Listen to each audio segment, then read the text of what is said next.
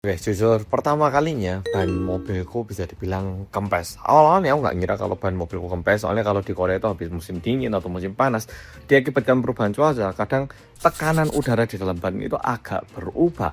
Cuman satu ban ini, banku yang seharusnya itu tekanan 42 PSI, yang satu ban ini turun terus ke 34, tapi lihat tak pompa, bertahan lagi, besoknya turun cuman sampai 34, nggak sampai habis gitu. Jadi awalnya aku ngira mungkin yang sini agak dingin atau gimana, cuman karena berulang kali, ya harusnya ke toko ban. Masalahnya di Korea ini reputasi toko ban nggak terlalu bagus, kayak banyak penipuan gitu. Ada kejadian yang bahkan diberitakan di TV Korea, orangnya pergi ke toko ban, ternyata peleknya dirusak, terus dibilang peleknya harus ganti atau gimana. Tapi pada akhirnya ketahuan soalnya pelanggannya itu punya dashcam.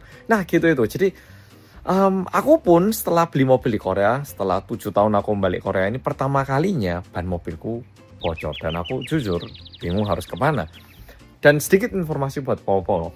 Di Korea ini beberapa pekerjaan yang terlalu ringan itu kadang nggak mau ditangani. Jadi contoh kayak ngisi angin ban yo. Itu sekarang orang-orang agak jarang mau diladeni. Jadi orang-orang pada beli alat mesin pompa ban yang kecil yang portable gitu. Dan bahkan kalau misalnya terdesak kita pompa. Kemarin tuh aku pernah sekali kayak mompa ban mobilku soalnya benar-benar terdesak gitu. Di salah satu pit stop itu diminta uang 8.000 won apa 10.000 won. Jadi sekitar 80.000 sampai 100.000 rupiahan gitu. Nah pokoknya panjang cerita kayak gitu. Nah sehingga waktu ban mobilku ini kempes, aku agak takut aku harus kemana, terus biayanya berapa gitu. Tapi setelah tak cari tahu, untungnya karena kalau di Korea itu ketika kita punya mobil, asuransi adalah kewajiban. Jadi kalau misalnya mobil nggak ada asuransi, bisa dibilang itu mobil ilegal gitu. Jadi harus punya asuransi, dan ternyata dari perusahaan asuransi mereka melayani layanan untuk nembel ban bocor.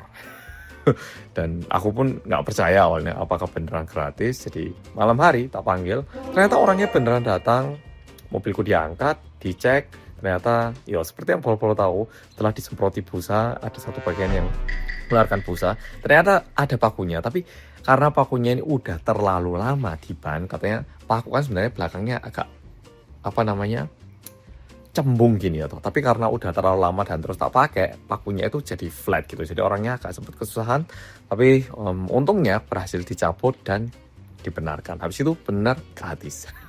Yo, jadi itu sedikit ceritaku berhubungan tentang pompa ban.